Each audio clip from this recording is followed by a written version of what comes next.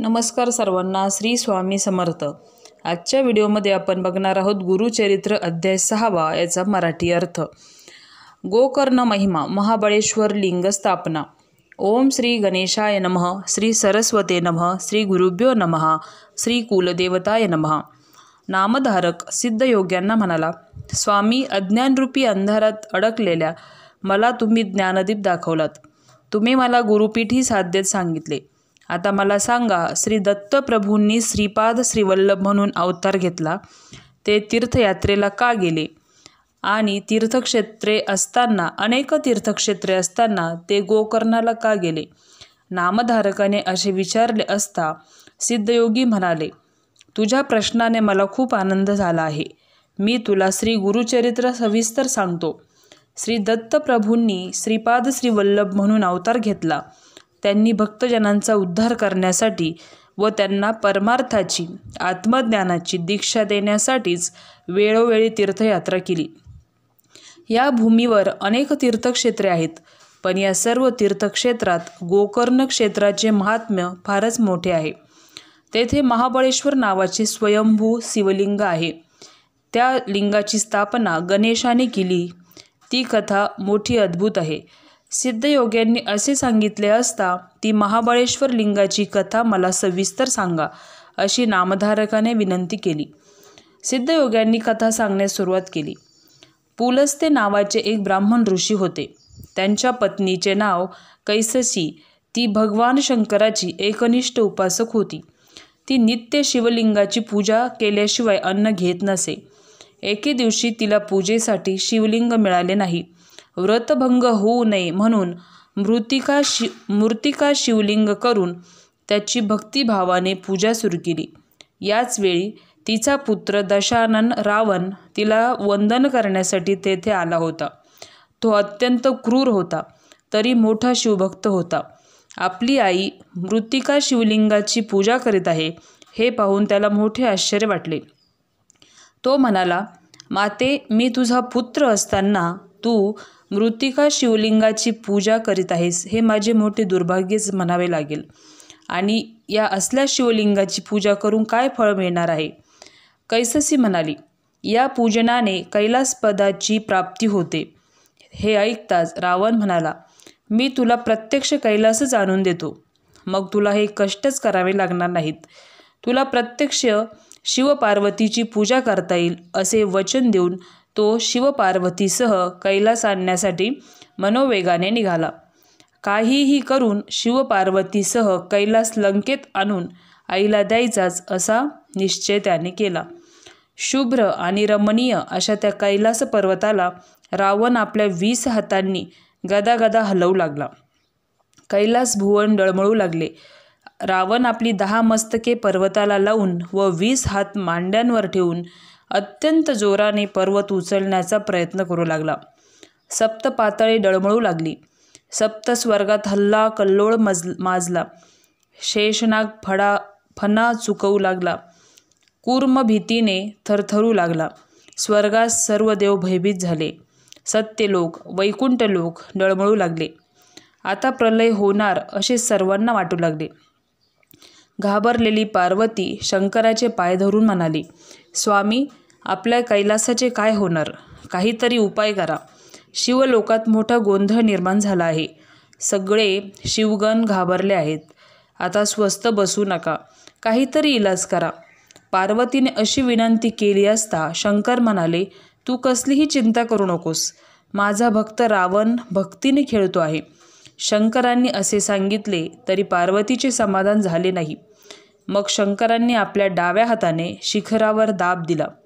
त्यामुळे रावण पर्वताच्या व जमिनीच्या सांध्यात दडपला गेला।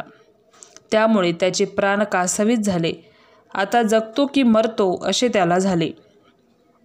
त्याने शिवनामाचा घोष सुरू केला। शिवस्तवन करीत, हे पिनाकपाणी महादेवा, मला वाचवा, मला वाचवा, मी आपणास शरण आलो आहे। रावणाने अशी प्रार्थना केली असता शंकरांना त्याची दया आली। त्यांनी डाव्या हाताचा भर काढून घेतला। रावणाची सुटका झाली। त्याने शंकराचे स्तवन सुरू केले। त्यासाठी त्याने आपले एक मस्तक छाटले आपली आतडी तोडून तारेप्रमाणे मस्तकाला जोडून तंतुवाद्य तयार केले व त्याच्या साथीने विविध रागात शिवस्तुतीपर गायन केले. त्याने सर्वप्रथम सामवेद गायन केले. आपल्या गायनातून नवरसांचे भाव प्रगट केले. इतकी कथा सांगून झाल्यावर सिद्धयोग्याने नामधारकाला संपूर्ण संगीतशास्त्र समजावून सांगितले. संगीतातील सप्तस्वर, त्यांची स्थाने, कुल, वंश, त्यांचे स्वरूप आणि स्वभाव इत्यादींची माहिती दिली. त्याचप्रमाणे संगीतातील 8 गण कोणते तेही सांगितले. त्याचप्रमाणे रावणाने रागदारीत जे गायन केले त्यात 36 रागरागिण्यांची नावेही सांगितली. रावणाने 36 रागात गायन करून भगवान शंकराची अत्यंत भक्तीने आराधना केली असता भोलेनाथ शंकर त्याच्या भक्तीला प्रसन्न झाले. ते पंचवादन व दशभुज अशा स्वरूपात त्याच्या पुढे प्रगट झाले व म्हणाले, मी तुझ्यावर प्रसन्न झालो आहे. तुला हवा असेल तो वर मागून घे. रावण म्हणाला, महादेव, मला काहीही कमी नाही. प्रत्यक्ष लक्ष्मी माझ्या घरी पाणी भरते. ब्रह्मदेव माझा ज्योतिषी आहे. 33 कोटी देव सूर्य, चंद्र, वरुण, वायू माझी अहोरात्र सेवा करीत असतात. अग्नी माझे कपडे धुतो. यम माझ्या आज्ञेशिवाय कुणालाही मारीत नाही. इंद्रजित माझा पुत्र आहे. अत्यंत बलाढ्य असा कुंभकर्ण माझा भाऊ आहे. माझी लंका नगरी समुद्रात सुरक्षित आहे. माझ्या घरी कामधेनू आहे. मला 6 कोटी वर्ष आयुष्य आहे. त्यामुळे मला माझ्यासाठी काहीही नको आहे. पण माझी आई तुझी भक्त आहे. ती नित्यनेमाने लिंगपूजा करते. तिला तुझी नित्यपूजा करता यावी म्हणून तुझ्या सगट कैलास पर्वतच लंकेला न्यावा या हेतूने मी आलो आहे. परमेश्वरा, माझी एवढी इच्छा पूर्ण कर. शंकर म्हणाले, तुला कैलास नेण्याची काय गरज? मी माझे प्राणलिंग तुला देतो. हे लिंग माझा प्राण आहे. सर्व मनोरथ पूर्ण करणारे आहे. असे सांगून शंकरांनी रावणाला आत्मलिंग दिले. ते म्हणाले, या लिंगाची तू 3 वर्ष पूजा केलीस तर तू माझ्या समान होशील. हे लिंग ज्याच्याजवळ असेल त्याला मृत्यू येणार नाही. याच्या केवळ दर्शनानेच सर्व दोष नाहीसे होतील. मात्र तुझ्या कानका नगरीत जाईपर्यंत हे लिंग जमिनीवर ठेवू नकोस. या लिंगाची 3 वर्ष पूजा कर, म्हणजे तू स्वतः ईश्वर होशील. अशा प्रकारे रावणाला आत्मलिंगाचे महात्म्य सांगून ते रावणाच्या हाती दिले. भगवान शंकराचे आत्मलिंग मिळाल्याने रावणाला अतिशय आनंद झाला. तो ते लिंग घेऊन लंकेकडे निघाला. त्रिकालज्ञानी त्रैलोक्य संचारी नारद मुनींना हे समजताच ते धावतच अमरावतीत इंद्राकडे गेले व म्हणाले, देवराज, घात झाला. सगळे संपले. आता असे अस्वस्थ काय बसले आहात? अहो भोलेनाथ, शंकरांनी रावणाला आत्मलिंग दिले आहे. या आत्मलिंगाची 3 वर्ष पूजा केलीस तर तूच ईश्वर होशील. तुझी लंका कैलास होईल. तुला कधीही मृत्यू येणार नाही असा वरही त्या रावणाला दिला आहे. आता तो रावण अमर होईल. आता त्याच्या तावडीतून कोणीही सुटणार नाही. आता तुमचे वैभव गेले म्हणून समजा. रंभा, उर्वशी, मेनका इत्यादी अप्सरांसह तुम्हाला पण लंकेला जावे लागेल. त्या रावणाची सेवा चाकरी करावी लागेल. त्वरा करा. काहीतरी उपाय करा. तुम्ही आता ब्रह्मदेवाकडे जा. तोच काहीतरी उपाय करील. नारद मुनींना असे सांगताच भयभीत झालेला इंद्र नारदांना घेऊन ब्रह्मदेवाकडे गेला. सगळी हकीकत समजताच ब्रह्मदेव म्हणाले, या संकट समय विष्णूच काहीतरी उपाय करतील. मग ते वैकुंठ लोकात विष्णूंकडे गेले. त्यांना सगळी हकीकत सांगून ब्रह्मदेव म्हणाले, श्रीहरी, रावणाने सर्व देवांना कारागृहात डांबले आहे. आता शंकराचे आत्मलिंग मिळाल्याने तर तो अत्यंत उन्मत्त होईल. त्याचा प्रतिकार करण्यासाठी पुढे तुम्हाला राम अवतार घ्यावा लागेल. परंतु तोपर्यंत आत्मलिंग मिळाल्याने तो रावण सर्व राक्षसांसह अमर होईल. मग सगळेच कठीण होऊन बसेल. तेव्हा आत्ताच काहीतरी करावयास हवे. ब्रह्मदेवांनी असे सांगताच भगवान विष्णूंनी कैलासपती शंकराकडे जाऊन त्यांना विचारले, महादेवा, तुम्ही हे काय करून बसलात? तुम्ही त्या रावणाला आत्मलिंग कशासाठी दिले? अहो, तो क्रूर दुष्ट रावण आता अमर होईल. त्याने सर्व देवांना तुरुंगात डांबले आहे. त्याची आता सुटका कशी होणार? आता देवत्व त्याच्याकडे जाईल. तो अवघ्या त्रैलोक्याला नकोशे करून टाकेल. शंकर म्हणाले, श्रीहरी, मी तरी काय करू? मी आहे साधा भोळा. त्या रावणाची भक्ती पाहून त्याच्या दोषांचा मला विसरच पडला. त्या रावणाची भक्ती पाहून त्याच्या दोषांचा मला विसरच पडला. त्याने स्वतःचे मस्तक तोडून तयार केलेल्या वीणेवर सुस्वर गायन करून माझे अपार स्तवन केले. त्याची ती अपार भक्ती पाहून मी संतुष्ट झालो व त्याला माझे आत्मलिंग दिले. त्याने पार्वती मागितली असती तरीही मी ती त्याला दिली असती. विष्णू म्हणाले, महादेवा, तुम्ही असले वर देता त्यामुळे दैत्य उन्मत्त होतात. ते सर्वांचा छळ करतात. मग त्यांचा नाश करण्यासाठी, संत सज्जनांचे रक्षण करण्यासाठी आम्हाला अवतार घ्यावे लागतात. आता झाले ते झाले. आता सांगा, तो रावण आत्मलिंग घेऊन त्याला किती वेळ झाला? शंकर म्हणाले, फार तर 5 घटका झाल्या असतील. अद्याप तो लंकेत गेला नसेल. तो मध्येच कोठेतरी असेल. त्याला मी आत्मलिंग जमिनीवर ठेवू नकोस असे बजावले आहे. शंकरांनी असे सांगताच विष्णूंनी आपले सुदर्शन चक्र सूर्याला झाकण्यासाठी पाठवले.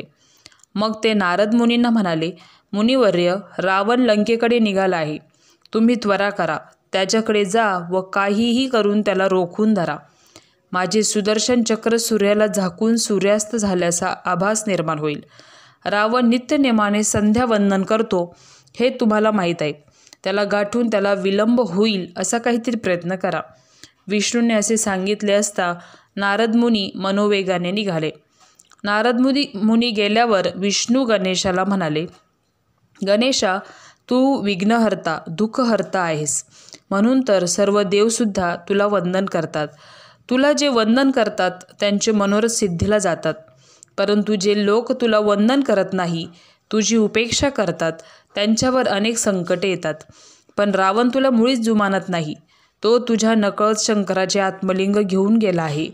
आता त्या आत्मलिंगामुळे तो अमर होईल व सर्व जगाचा छळ करील. तो लंकेत जाण्यापूर्वीच त्याला रोखून धरले पाहिजे. ते आत्मलिंग कधीही जमिनीवर ठेवू नकोस असे शंकरांनी त्याला बजावले आहे. त्याचाच फायदा करून घ्यावयास हवा, जेणेकरून रावण लवकर लंकेस जाणार नाही. अशी व्यवस्था करण्यासाठी नारदांना पुढे पाठवले आहे. आता तू बालब्रह्मचार्याचे रूप धारण करून रावणाकडे जा व त्याचा विश्वास संपादन करून ते आत्मलिंग मिळव व ते जमिनीवर ठेव. असे केल्यास ते लिंग तेथेच कायम राहील. अशा प्रकारे विष्णूंनी गणेशाला पढवून तयार केले. गणेशाने ते मान्य केले. त्याने बालब्रह्मचार्याचे रूप धारण केले. भगवान विष्णूंनी त्याला शिदोरी म्हणून गूळ, खोबरे, साखर, लाडू, डाळिंबे इत्यादी पदार्थ दिले. मग गणेश ते पदार्थ खात खात रावणाकडे निघाला. नारद मुनी अगोदरच रावणाकडे गेले होते. त्यांनी रावणाला गाठून विचारले, रावणा, कुठून आलास? रावण म्हणाला, मी कैलासावर गेलो होतो. तेथे मी कठोर तप केले. त्यामुळे प्रसन्न झालेल्या शंकरांनी मला आत्मलिंग दिले. या आत्मलिंगाचे महात्म्य फार मोठे आहे असे त्यांनी सांगितले. नारद मुनी म्हणाले, रावणा, तू खरोखरच मोठा भाग्यवान आहेस. म्हणूनच तुला आत्मलिंग दिले. मला त्या लिंगाची बरीच माहिती आहे. मला ते दाखव, म्हणजे ते शंकराचेच आत्मलिंग आहे अशी माझी खात्री पटेल. नारदांच्या बोलण्यावर रावणाचा विश्वास नव्हता. त्याने ते आत्मलिंग दुरूनच दाखवले. ते लिंग पाहून नारद मुनी म्हणाले, लंकेशा, हेच ते आत्मलिंग. मला त्याचे महात्म्य चांगले माहीत आहे. मी तुला ते सविस्तर सांगतो. तू अगदी शांत बसून मी सांगतो ते लक्षपूर्वक ऐक. मी तुला या लिंगाची उत्पत्ती कशी झाली ते सांगतो. कालाग्नीसारखा एक महाकाय पशु होता. त्या पशुला 3 शिंगे होती. एकदा ब्रह्मा, विष्णू, महेश शिकारीसाठी गेले होते. त्यांनी त्या पशुची शिकार केली. त्यांनी त्या पशुची 3ही शिंगे काढली. त्या प्रत्येक शिंगाखाली एक प्राणलिंग होते. ती 3ही लिंगे त्या तिघांनी घेतली. तू जे आत्मलिंग दाखवलेस तेच शंकरांना मिळाले होते. जो या लिंगाची 3 वर्षे पूजा करील तो स्वतः ईश्वर होईल. तो वरदाता होईल. हे लिंग ज्या स्थानी असेल ते स्थान कैलास होईल. या लिंगाचे आणखी मोठे महात्म्य आहे. नारदांनी वेळ काढण्यासाठी आणखी काही सांगायला सुरुवात केली. तेव्हा रावण म्हणाला, पुरे पुरे, मला लवकर लंकेत गेले पाहिजे, असे बोलून तो जाऊ लागला. तेव्हा नारद म्हणाले, सूर्यास्त होण्याची वेळ आली आहे. तू 4 वेदांचे अध्ययन केले आहेस. ब्राह्मणाने सायंकाळी संध्यावंदन तसे केलेच पाहिजे. तू जर असाच गेलास तर संध्याकाळ होईल. संध्येची वेळ चुकता कामा नये. कितीही असले तरी संध्यावंदनाचा नियम मोडता कामा नये. आता माझीही संध्येची वेळ झाली आहे, मी जातो, असे बोलून नारद मुनी निघून गेले. इकडे सुदर्शन चक्र सूर्याआड झाल्यामुळे संध्याकाळ झाल्याचा आभास निर्माण झाला.